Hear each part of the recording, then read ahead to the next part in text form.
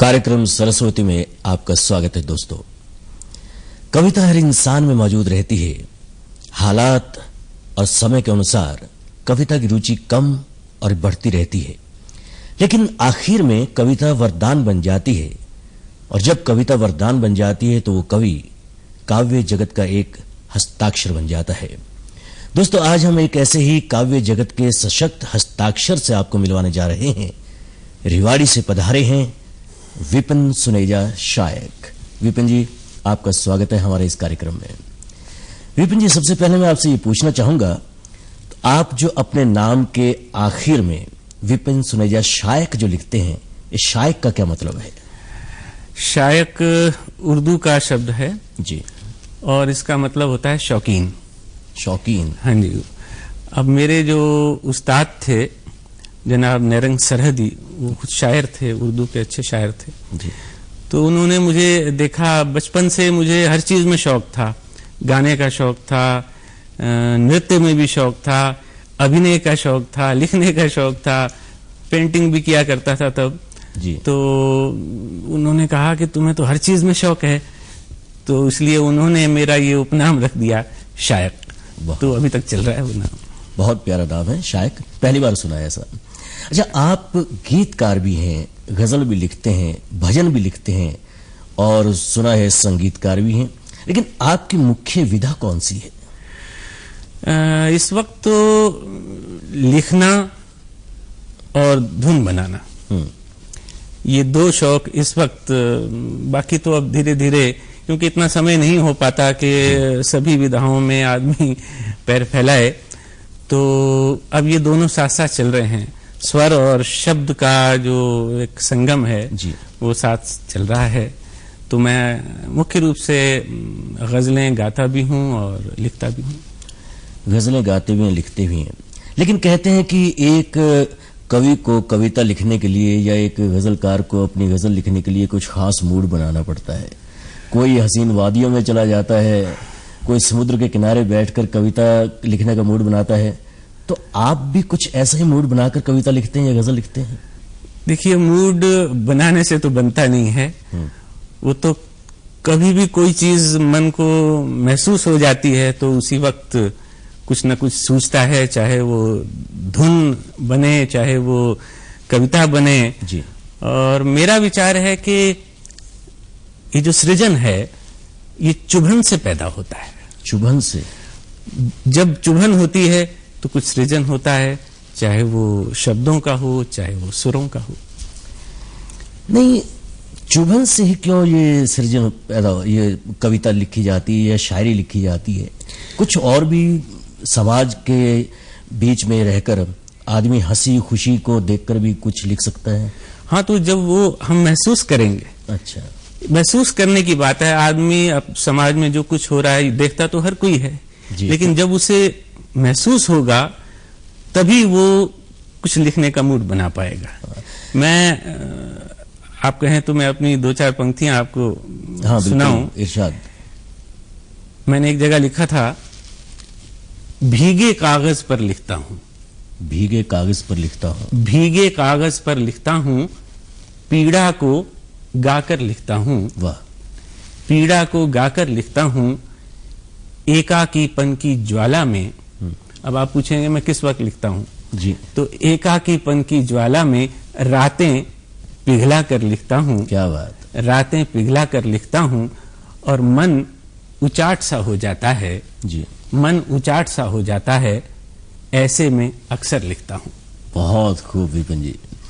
लेकिन जैसा कि अभी आपने बताया कि आपकी मुख्य विधा जो है गजल है, गजल, तो हम चाहेंगे कि अपने दर्शकों के लिए एक हसीन सी गजल आप सुनाए तरन्नुम में। एक गजल मैंने हाल ही में लिखी है जी। पीड़ा का है आज स्वयंवर, बहुत खूब। देखें धनुष उठाए कौन। वाह। पीड़ा का है आज स्वयंवर, देखें धनुष उठाए कौन अपने दिल के गर्म लहू से उसकी मांग सजाए कौन। अमृत और मदिरा के जाने कितने ग्राहक बन बैठे, पर हंस कर अपने अधरों से विष का पात्र लगाए कौन। और ये शेर देखिएगा जी। कोई आगे आकर सच को फिर सिंहासन दिलवा दे, कोई आगे आकर सच को फिर सिंहासन दिलवा दे,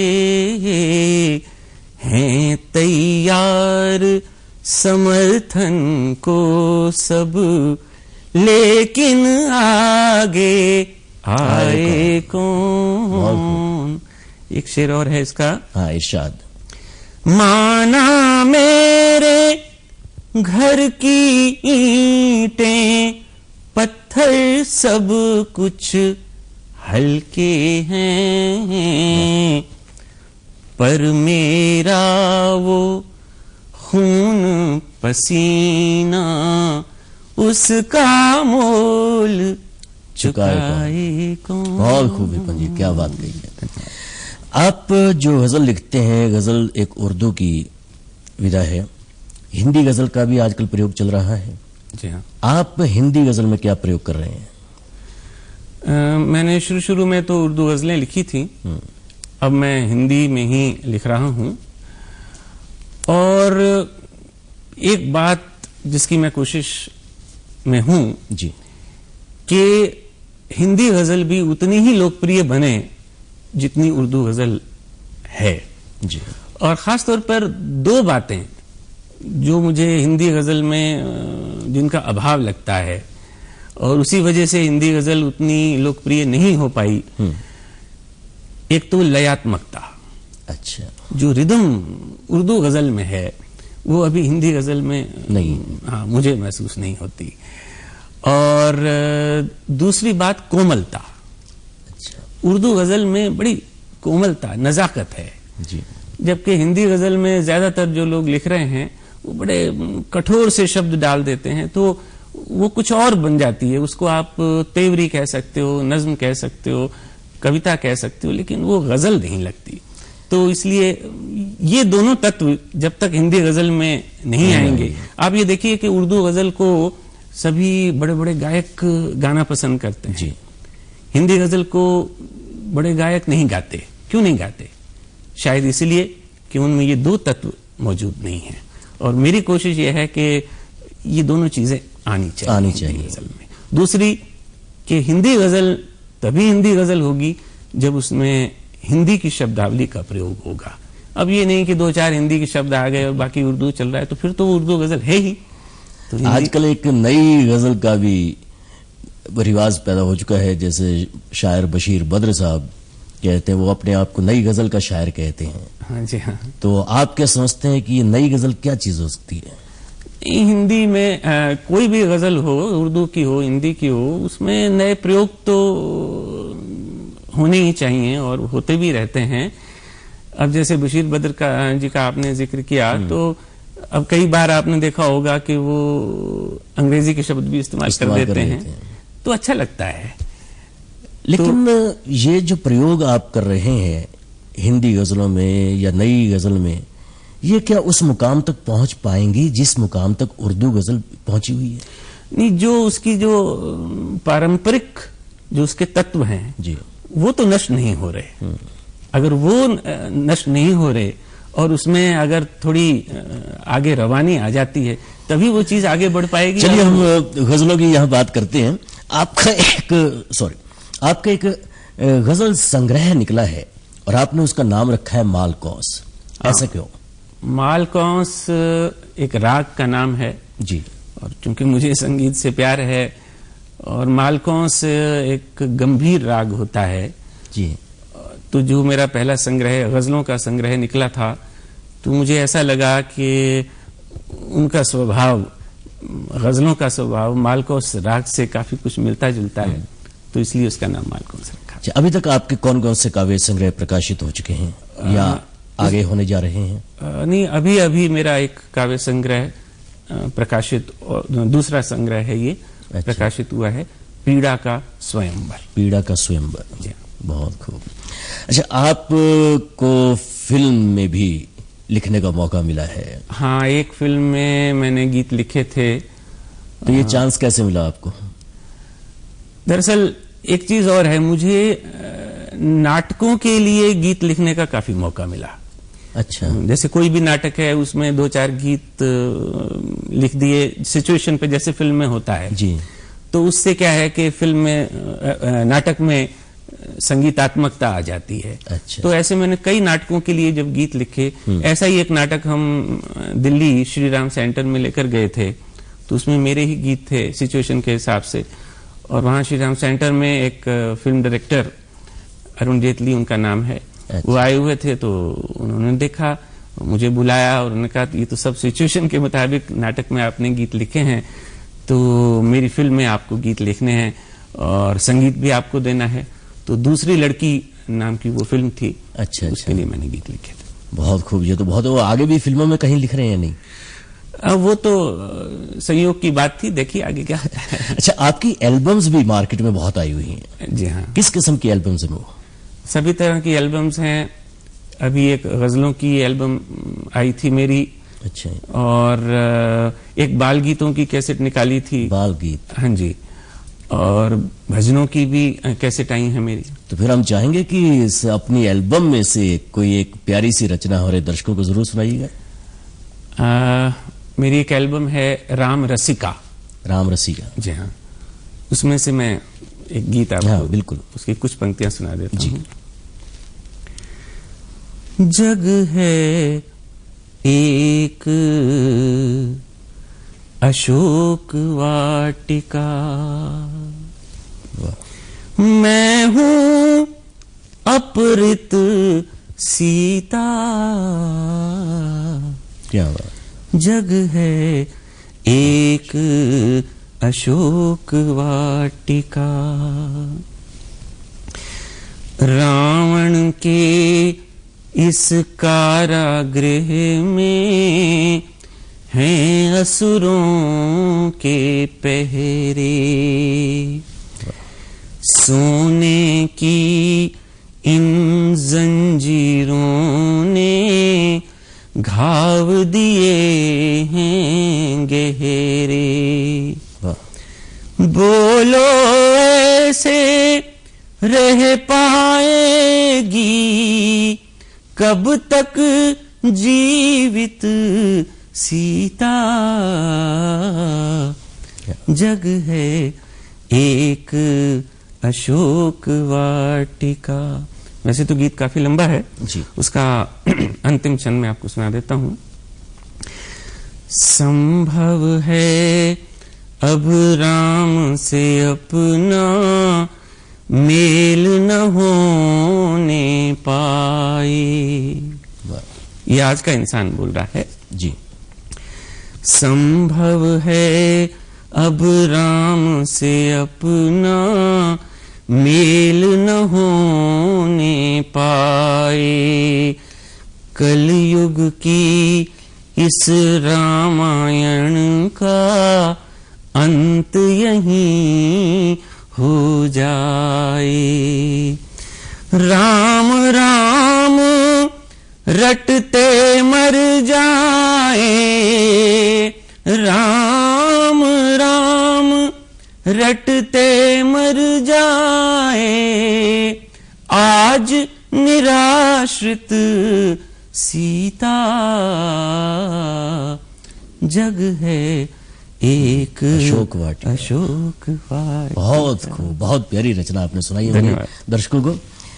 आप किन किन कवियों से ज्यादा प्रभावित रहे हैं, मैं ये पूछना चाहूंगा। वैसे तो मैं उर्दू के शायरों से ज्यादा मुतासिर रहा। जाहिर है आपकी मुख्य विधा ही उर्दू गजल है। जी हाँ, जिसमें शकील बदायूनी, साहिर लुधियानवी, कैफी आजमी, जानिसार अख्तर, क्या बात, ये मेरे मनपसंद शायर रहे हैं। और हिंदी के कवियों में मुझे पंडित भरत व्यास के गीत बहुत अच्छे लगते थे, नीरज जी, और अपने हरियाणा में अपने उदय भानु हंस जी, ये सभी लोग मेरी प्रेरणा के स्रोत रहे हैं। नहीं वाकई आपने, आपकी शायरी में भी जो एक दर्द है, एक चुभन है, वो नजर आती है। जैसे कि आपने पहले कहा कि जब चीज कोई चुभन महसूस होती है तो एक गीत का या गजल का जन्म होता है। क्योंकि मैंने एक मुझे भी एक आपका शेर याद आ रहा है कि दुआओं में कोई असर हो ना हो पर असर बद्दुआओं में होता है अक्सर। बहुत प्यारा शेर आपका। अच्छा, आप शास्त्रीय संगीत में भी परिपक्व हैं, उसकी भी काफी नॉलेज है, तो ये शास्त्रीय संगीत को आपका कैसे शौक पैदा हुआ सीखने का? देखिए, अब ये तो स्वाभाविक रूप से बचपन से ही मुझे रेडियो सुनने का बड़ा शौक, और न जाने क्यों मुझे ऐसे गाने ज्यादा पसंद आते थे जिसमें दो चीजें हों, एक तो शास्त्रीय पुट हो, रागदारी हो, और दूसरा उसमें शब्द अच्छे हों, पोइट्री हो। तो और रेडियो को ही यूं समझिए कि रेडियो ही मेरे लिए विद्यालय रहा। मैंने तो जो सीखा है रेडियो से ही सीखा है। तो मैं चाहूंगा कि चलते चलते आप अपनी जो शास्त्रीय संगीत का आपके पास जो गुण है वह हमारे दर्शकों को भी दिखाया जाए। एक शिव स्तुति है, हम गाया करते हैं। हाँ, कोई जी। भी कार्यक्रम शुरू हो, मैंने ही लिखी है वो जी। और एक राग है, शिवरंजनी नाम है उसका। तो शिवरंजनी पर आधारित ये 3-4 पंक्तियां मैं आपको सुना देता हूं। जी जल्दी। सर्व प्रथम हो शिव का वंदन, सर्व कला से शिव का रंजन, अभिनय गायन वादन नर्तन, शिव की देन है, शिव को अर्पण।